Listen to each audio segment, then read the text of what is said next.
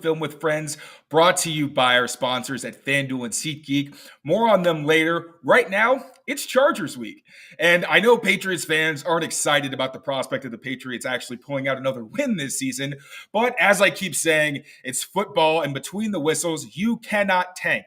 So to preview this matchup and what we could potentially see from this LA Chargers team, I've got one of my favorite people in the football media space. I sincerely think that he is a standard, especially when it comes to the YouTube format and breaking down some complex topics in a way that people can digest. It was one of the inspirations for this show, as a matter of fact. He is the creator of the Film Room on YouTube. He's a co-host with EJ Snyder, also fantastic, for the Bootleg Podcast. Make sure you tune in after this show. He's going to be doing his live TNF stream. Always a must watch. He also produces videos for the NFL and the Chargers, which is why I figured, no brainer, I've got to have him on for this episode. Without further ado, Brett Kollmann, my man, welcome to Pat's Daily. How are you doing? I'm doing great. Certainly doing a lot better than a lot of Patriots fans this year. It's been a little bit of a rough year. It's funny, I joked back in May, at least I think it was May, when the Spurs won the Wemby raffle. I was like, the Spurs, like a historically dominant franchise, getting Wemby is like the equivalent of the Patriots somehow messing around for a year and getting Caleb Williams. And look where we are, like 6 months later, prime spot for Caleb or May or whoever. I'm sure Patriots fans, as hard as it is to go through this last 6 months, next 15 years might be pretty good.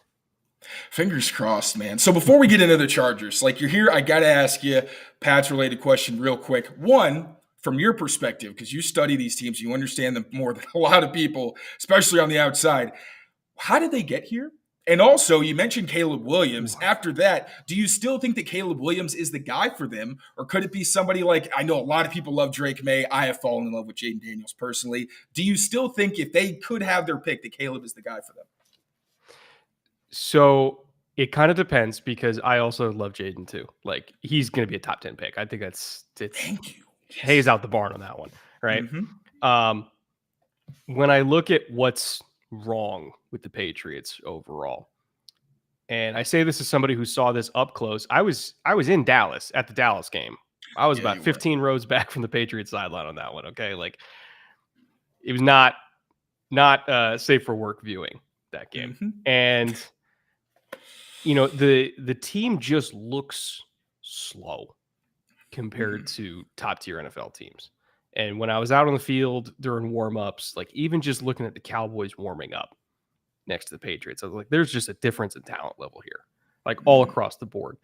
The most explosive pass catching weapon for the Patriots, I think, is Pop Douglas for me, but he's one of the only pass catching weapons on this team that I think would make the Cowboys roster. Like, that's where we're at right now, right? And not to mention, there, especially early in the year, there was the offensive line struggles when they were shuffling guys in and out due to injury. I feel like now things are a little bit more settled, and you can kind of give me your opinion on what you think their ideal starting five is. For me, I think what they want their five to be is Brown, Strange, Andrews, So, and then Wenu, right? And Strange is the only one out of that starting five with a pressure allowed percentage over 5%. So it's like now their offensive line is actually a lot better than it was early in the year, but like it was bad early in the year.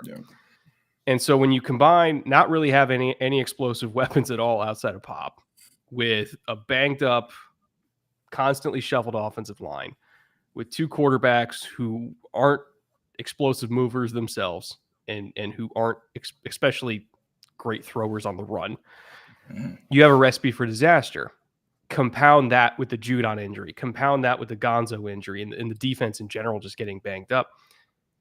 Like, I really do feel like, especially if you watch this team when they played against Philly early in the year, like this could have been a top 5-6 defense in the NFL. Should have been, honestly, if they didn't get banged up.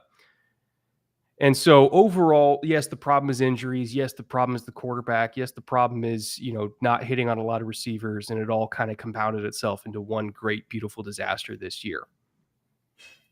But I also think, even with this being one of the worst teams in the NFL, they're still not that far off, because the bones of the defense are there once they get all their guys healthy.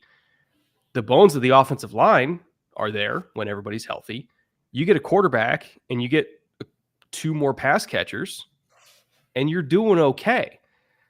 So I guess if let's say they end up with 3 and they don't get Caleb and they don't get May, you could take Marvin, solve the pass catcher issue, and then try to get a quarterback on day 2, or you move back a little bit for somebody who's trying to come up to get Marvin or Fashanu or Alt or whatever. You get Jaden in the back half of the top 10, and then you pick up one of a billion great receivers that you're going to get in the second round. That might be where I would lean if they end up at 3. If they end up in the top 2, you take Caleb or May, and then you roll from there. But like, the team isn't unfixable. Like, they're not that far off. They're bad, but they're not like in an apocalyptic scenario like Carolina. Like, they're 2 very different situations to me. I agree. And Dietrich Wise, he's, been one of the people on the defense who's had to answer for a lot of this stuff. And he keeps saying, like, this is not a bad team. He keeps pointing out we're holding offenses below a lot of their season averages. Like, obviously no one in that locker room is saying that, like, we're doing our job. I don't know what the F they're doing over there, but that's kind of the vibe. Like Adrian Phillips last week saying, I guess we got to pitch shutouts. Mm-hmm. For a veteran like AP is kind of like, oh, okay. Like, I'm sure he's not wrong, though. Literally, like, they keep getting the ball, like, and that's why entering the season, I thought that this was going to be a defensive-led team where Mac, with Bill O'Brien, with enough weapons, but, competent NFL receivers that he'd be able to, hit this guy in this situation. You got Devontae Deep, you got Henry and Bourne, Yak, all those different pieces would be better than the sum of their parts, and they'd be able to close games out. Mm-hmm. And almost every week, except for their 2 blowouts, they're in these games. Like, the fourth quarter, you're thinking, all right, they're probably going to find a way to lose this game, but they're going to be in it until the end. And that's mostly been the case. So I agree. I think that there's so many things that have just compounded and just made everything else worse that at some point the camel's back broke. And everything, like the poor roster building, the spotty coaching in some spots, like just the history of how they developed Mac Jones and all these things, just all came together, and it's the result that we've seen where they're still the Patriots. They're still in there. They're competitive. You're not going into games saying they're going to get blown out, because they're not for the most part, but it's just what they've done in the past few years coming back to haunt them. And when it comes to the draft, my ideal scenario is trading back, getting a Jaden Daniels, with a slightly lower pick. And then I'm actually thinking come up and get later in the first round a tackle. Because I think even if they re-sign Nwenu, even if by some miracle Trent Brown decides he wants to come back, I think that a great tackle is more rare than a great receiver. Like, you could stumble into a really good receiver in the 3rd round, depending on what you're looking for. And they need to flesh out this offensive free agency anyway. And I don't think the tackle depth is necessarily there. So, yeah, if we're talking draft, I would like to see them get Jaden and solidify that offensive line with hopefully already having a couple good veteran receivers, and then just add somebody with juice who then Jaden could grow with. 2 of the top 3 rookie receivers this year, Tank Dell in the 3rd round and Puka Nacua in the 5th, right? There we go. And then Zay Flowers, probably the other, the other.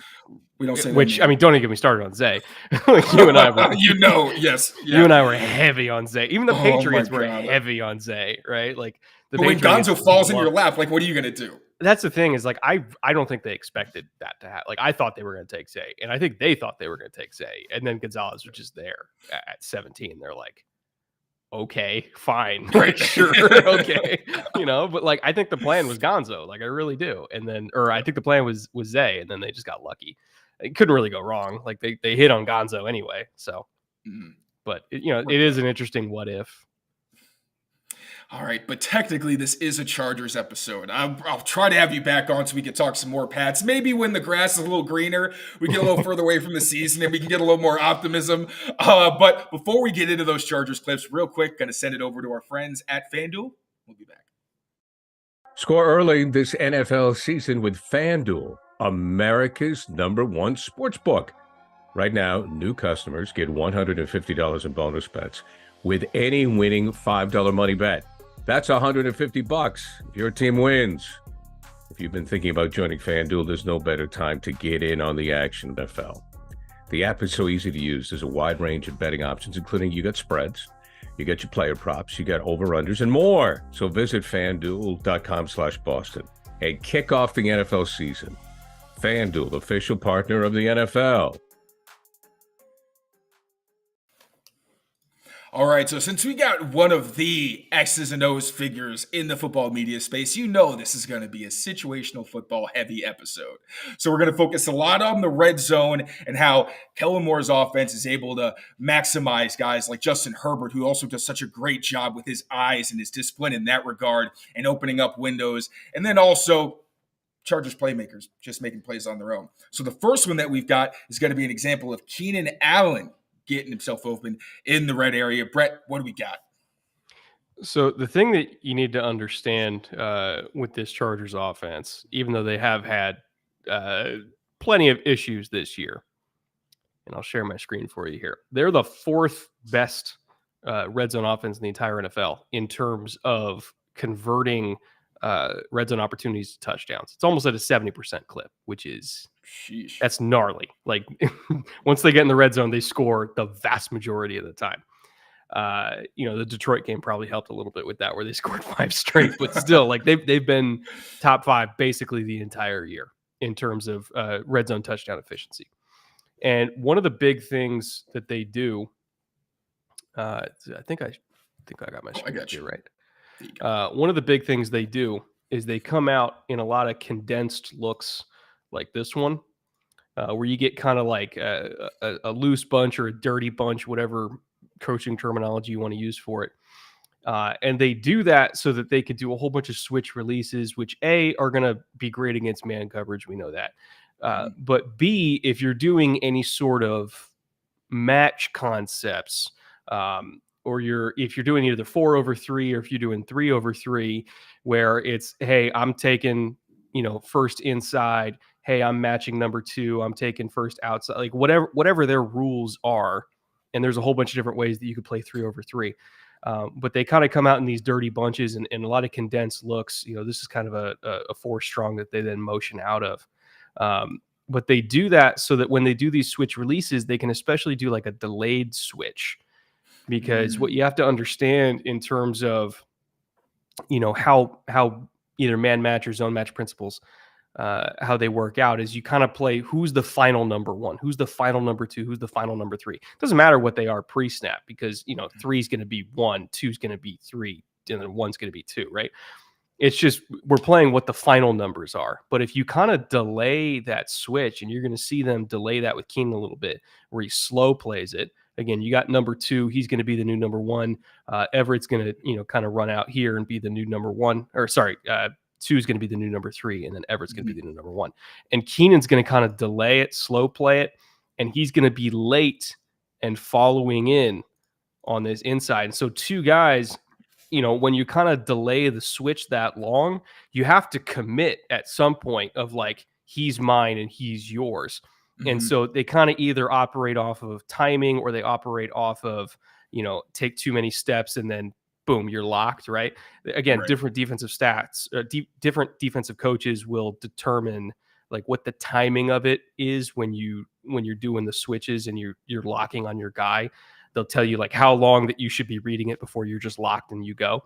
And so this delayed switch takes so long that these 2 guys are both thinking that they're on Everett, right? Because they're both thinking like, okay, we're locked now. And except they both think that they're locked on 7. And so Keenan just comes open, right? Because it's not just about, hey, we're playing the switch. It's about we're playing the switch with proper timing. And if the longer you delay that switch, the more it can screw up the timing. And that's why the Chargers do a whole bunch of that stuff in the red zone, because it creates havoc, whether you're in man or whether you're in zone. It makes it so hard as a defense to read it properly. And it's diabolical stuff, honestly. The timing element's interesting because against like the Dolphins the first time around, you saw them manipulate the Patriots in the red zone because you ended up with Tyreek Hill against Duggar because they used that little cheat motion that they like to use where Gonzalez was covering outside and Duggar was inside. And then lo and behold, you get a huge mismatch. And they don't usually use those match principles when they play man. Usually it's like you're stuck on this guy and we're just going to have different levels so that they can't get us to run into each other. Yeah. But yeah, the pacing makes it hard because you can do everything right, but at some point, like you said, you got to declare and you kind of got to hope that your guys are on the same page. And especially against this Patriots secondary where miscommunications have been running rampant, specifically with JC Jackson. Like I've been asking, is his coach, and you can kind of see that tinge of like, I know what you're talking about, but I can't answer this. And it's funny because that's an Arches concept where, you have the first in breaker, and then you have one that looks like it goes outside, comes back in. I actually broke it down in my preview for this game where J.C. Jackson lost Keenan Allen on that same concept when they played back in 2021 because J.C. is expecting, okay, I get inside help, but he's just completely opened up his hips, and Keenan Allen's got so much space that's like, all right, yeah, you have help, but you have to be competitive as well. So it's going to be interesting to see how that chess match works out because the Patriots have been good in the red area. Like, they're not allowing a whole lot of points for the most part, especially lately, but there have been a lot of cracks. And Justin Herbert and Kellen Moore are the kind of duo where they're going to be able to find and exploit those, whereas a lot of other teams haven't been able to do that. Another thing that you're going to see really, really often, at least for the Chargers this year, is going to be RPOs down in the red zone, especially like goal line situations. They run a lot of RPOs. And they've gotten a couple scores on it this year. And this is the exact same play. I'm going to show you two twice. I'm going to show you the pass version of it. And I'm going to show you the run version of it because there's a certain key that they look at. And so, again, we're pulling this up here. And it's very possible you're going to see this exact same formation. Again, kind of condensed, a little bit of a dirty bunch. Like, not really a bunch, but coaches like call it a dirty bunch or a loose bunch. And it's going to be a man zone key. And so you're going to see Keenan going in motion. If we get man, if somebody's following, it's almost impossible for him to not get out leveraged on this. It's just going to be inside zone this way, and Herbert's just reading the man zone key because if he gets man, he's just going to throw it out to Keenan. Because not only, like, you can't really slip under this traffic. Like, you're screwed if you do that. So you kind of go a long way around anyway. And Keenan is just, boom, turn around, balls out. Like, there's nothing you can do. Yeah, right? It's college open. It's exactly that college open. And so that's the exact key that they're reading. And so I'll go bring it up the run real quick version of it. Is there a way, real quick, is there a defense that you've seen for something like that? Because not only do you have that, but then you could have like what we saw with Devontae Adams a few years ago, where you make it look like that and then you actually break inside. Like, what's the answer supposed to be for a man-heavy defense like the Patriots? Don't play man and then trust your defensive line to stop the run. Okay. Like, you basically you have to force the run read. Like, that's basically how you do it, right? And I'll pull up how the Lions almost got it right. This was a couple weeks ago. And so again, they're going to motion into it. It's kind of like a return motion, right? And then boom, okay, we're reading the key, same general formation, plus the motion, right? No man key. You see this corner, he's bumping out. So we have leverage on the flat. Justin knows we have leverage on the flat, so we're not going to throw it. We're just going to give on inside zone, and we're going to trust our guys to win. We're going to trust this double. We're going to trust that Eckler is going to be able to run behind his pads because Everett's going to be not really hitting this sift super hard. And so, again, like, this is the look the Patriots want, right? This is the look the Patriots want is, hey, we're taking away this throw to the flat, and we're going to trust that we can just create a bunch of traffic and that they can't run through it. Now, the Lions buckled. Eckler got in by a nose. But that's how you play it. And you just have to trust that your defensive line, your linebackers are going to execute and that they're going to get enough knockback to prevent inside zone from going in. But, like, you know what it's going to be. You know it's going to be inside zone. You just got to go win. Right. So one of the advantages the Patriots have is that they got the beef to do that. Like, they really do. So if I'm them and I get that look, if I'm in a man call, I am getting out of it immediately. I'm getting into a zone call, and I tell my defensive tackles, I'm looking at Barmore and I'm saying, buddy, this one's on you. Like, this is your play. Make it, right? And I gotcha. That's why you're making $10 million a year, my guy. Like, make something happen. Go make that play. But, like, that's kind of what you got to do. Is I would be very afraid of playing man coverage in the red zone against the Chargers because they have a whole bunch of tools to beat it, whether it's RPOs, whether it's switch releases and bunches. Like, play zone and trust your defensive front. That's what you have to do. And I'm very curious to see if they manage to do it. Yeah, I mean, the Patriots you don't really think of as like we're going to do what we do kind of defense. But obviously we know that their roots are always in man coverage, and especially in the red area. Like, you're not going to, maybe you'll see them run some cover 2, disguise, something like that, but they want to play man. So whether or not they're going to be able to say, okay, like you guys do this really well, we will concede and go outside of what we like to do and what we're comfortable with to make sure that we at least have this down. And like you said, to create a situation where you can rely on the strength of your team rather than trusting that, I really don't mean to pick on the guy, but trusting that JC Jackson is not going to make a mistake in a critical situation because, hasn't really been the case all that much lately. But before we get into a quick breakdown of what could happen for either one of these teams to win, I'm going to send it over to our friends at SeatGeek. Be right back. I've been looking for the best deal on Celtics tickets, and with over 28 million downloads, SeatGeek is the #1 rated ticketing app. There are more than 70,000 events every single day on SeatGeek, including concerts, sports festivals, and more. With the NFL, NBA, and NHL seasons in full swing, you don't want to miss out. SeatGeek has your tickets to every game. Plus, artists like Travis Scott are on tour. They put all the tickets across the web in one place to make sure you're getting a good deal. Each ticket is rated on a scale of 1 to 10, so look for the green dots. Green means good, and red means bad. Every ticket is backed by their buyer guarantee, and SeatGeek is the only site that lets you return your tickets ahead of the event with swaps. So as you know, I always come through for you guys.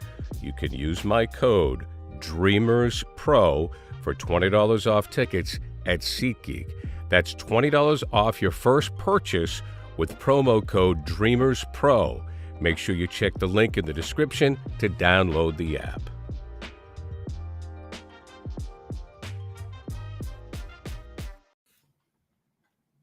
All right, so before we get to this, so we did mention Christian Barmore. We're going to, obviously, I just gave you a little teaser there, but we're going to have a play showing what he can do and how he can impact this game. But first, Brett, I'd like your take on how you've seen Christian Barmore grow. Because from my perspective, like he's always been a really good pass rusher, but the run defense has really been the difference maker. This play is going to be pass rushing, but in that department, like we talked about, you want him and Godchaux to be the guys that can win at the line of scrimmage to help out the coverage. What kind of growth have you seen from Barmore this season compared to what he was at Bama and even what he was early in his NFL career? Power. Like I feel like his power has gotten a lot better, especially in terms of compressing the pocket. And if you have just natural power and effort, and he has power and effort, slowly but surely you can, it's almost like a boa constrictor. Like the more quarterback panics, the more it works in your favor, because if you're just compressing and compressing and compressing, eventually they're just going to run into you, right? And coverage on the back end is key for that as well. But he's not somebody who, if he doesn't get the initial knockback, he's just going to be like, well, I tried. Like, it's like, no, he's going to keep working. Like, he's going to refit his hands. He really, really digs deep in terms of every single rush opportunity, right? And I respect that a lot about him. Not that he had poor effort coming into the league, but I feel like he really realized, like, a lot of the best sack artists, a third of their sacks are just effort. Like, it's just effort. You just got to try, right? And you got to try and just keep working. Like, if you lose initially, like you're basically giving up on your coverage unit if you lose initially. So you can't do that. You got to keep working. And I think that he's really embodied that this year, especially given the circumstances. Like, he knows his team's not very good, but like he's playing his butt off every single week. And I love that about him. Yeah, guys like him and Peppers, man, the effort that they give, considering where the entire team is at right now, is pretty incredible. And this play that we're going to note specifically, it touches on a lot of things. So, as I mentioned how they got to find some way to make sure that the front helps out the coverage. One of the best ways to do that is with their pass rush. Now, the Patriots have had one of the league's worst pass rushes since Matthew Judon went down. Because he's an every down player, he was able to take their rush fronts where you got big guys like Godchaux and, Wise and Jennings, who aren't the best pass rushers. He can be the guy that gives you that juice, creates some havoc, and then sometimes he's the one who ends up making the play or somebody else does it for him. But we saw last week the Patriots actually started to do a bit better when it came to their pass rush. A big reason for that was they had better chemistry and timing when it came to their blitzes, when it came to line games. And they were actually able to protect, again, JC Jackson when a play broke down and he couldn't make it. So I'm going to run through this play one time. This is going to be one where you see Christian Barmore, like you said, pressing the pocket and making it tight for Tommy DeVito. And then one thing they also struggled with was the pass rush against play action and being able to transfer from, it's a run to, okay, now I'm getting after the passer. And you're going to see a green dog here, it looked like, from Kyle Duggar, or at least a delayed blitz where he sees, okay, it's not a run, I'm going to attack the quarterback. So play it for you real quick one time. Barmore sees, transitions, fights through a double team. And then Jennings is the benefactor, but you saw how much went on there. So, slow motion here, you're going to see Barmore identifies, then rips under, starts fighting through, and then Duggar identifies, okay, I am not playing the run. I am getting after the passer. Shoots into that interior gap. DeVito tries to get out. Not the best pocket presence, obviously. And then he runs right into Anthony Jennings, who kind of lucks into one there. And then I also want to show this from the back end, because this shows why this kind of thing is so valuable. Because against Herbert, the guy's a quick processor. He can make incredible throws. Pressure isn't the only thing that's going to throw him off his game. But if you at least can move him off his spot, like we saw in 2021, Judon and Barmore harassed the poor guy. And it got him to look a little more human just because you're throwing off the timing of the play. So here we're going to see the motion, play action pass. Then you got JC right here. Can't keep up with the crosser. That's wide ass open, as some coaches would put it. And this is one where you probably wouldn't see Herbert necessarily panic quite this much. And again, there's really nowhere to go. They do a good job kind of hemming DeVito in, but he panics. And then he's down, despite the fact that, once again, that's a lot of room to run on the crosser. JC, not necessarily the guy he used to be. So the value that front adds, if it's on point, and if it can be, the difference-making kind of unit that they need to cover up some of the issues on the back end, I really do think that the pass rush, specifically Barmore, because he's really that guy who's going to generate it for you and everybody else kind of falls in, is going to be the difference maker if they want to win this. And, that play illustrates a lot of the value of Duggar, because it's a pretty simple call. It's just one rat, right? And so it's man cover to the back end. You got a deep post safety. Both the linebackers, they're playing 2-over-1 on the running back, whichever side he declares, that one's going to take. Bring it back up, actually. Bring it back up. Yep. Like Duggar's in man on the tight end. If the tight end goes out, Duggar's out of there, right? Right there. Yep. But the reason why you have Duggar playing close to the line of scrimmage, especially in man on tight ends, is A, he's really good at it. But B, he's also a phenomenal blitzer, and he's also really good at playing off of the lineman in front of him to just find a lane, right? Yep. He's not just going to stack onto a gap that's already being rushed. He's going to find a new one. He's going to find space. Because even if he doesn't get there, he understands that I can still corral him into somebody that will. Yep. And it was the processing from Duggar in terms of, okay, I'm reading this tight end as blocking. I'm going to just be guarding nothing. I'm going to be guarding grass if I stay out here. So I'm going to get involved as a pass rusher. And even if I don't get home, I could flush him into the people that will. It's about maintaining rush lanes. It's about maintaining discipline.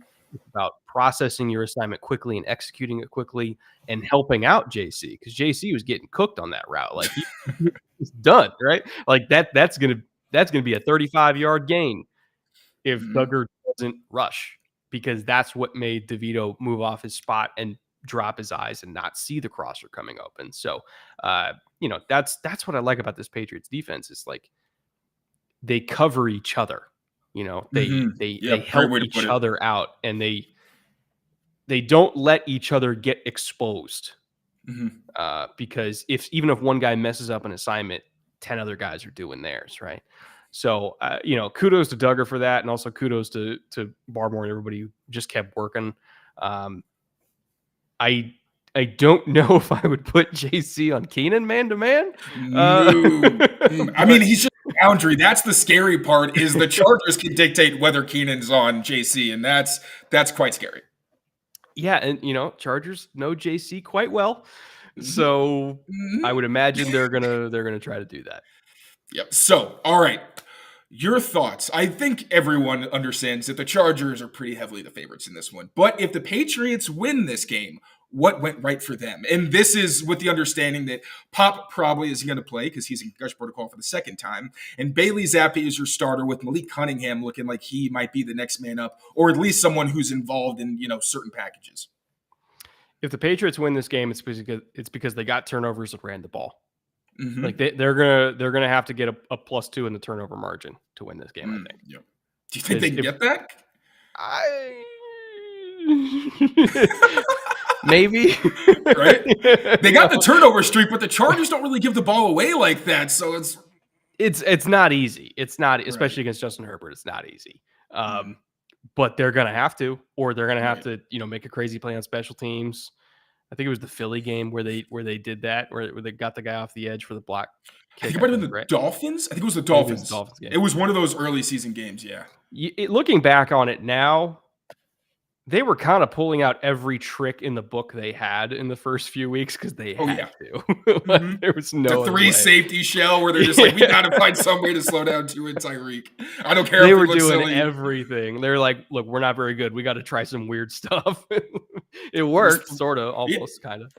Say it's like they're throwing the kitchen sink, and then there's whatever they did in the first quarter of that Dolphins game. But Brett, thank you so much, man. I really, really appreciate you. Got to get you back on at some point again once the grass is greener, so we can talk about something a little more optimistic.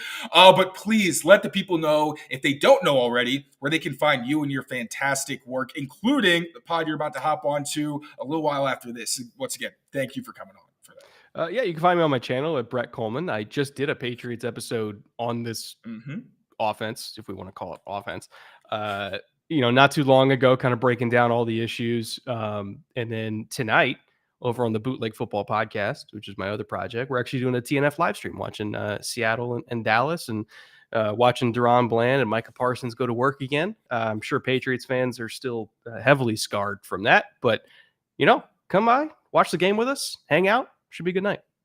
You taking any shots for anything? Is it like you got to take 6 if Deron gets another pick 6, or how's it working for this one? You know what? For the people that know the show, I've unfortunately had to work my way through this bottle steadily throughout the season. If Deron Bland gets a pick 6, I will take another shot of Malort on stream. Which, if you don't know Malort, it's like the most repulsive alcohol on planet Earth. And I unfortunately have had to do a lot of shots this season. Which week was the thumbnail with the?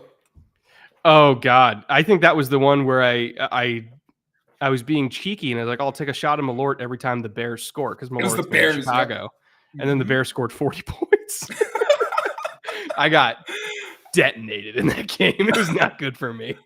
Lesson learned. Well, Best of luck, brother. I am praying for your sake that Deron Bland does not get another pick 6. Thanks again, buddy. I appreciate you. Thank you all for watching. Take care of yourselves. Take care of each other. Enjoy Brett's show.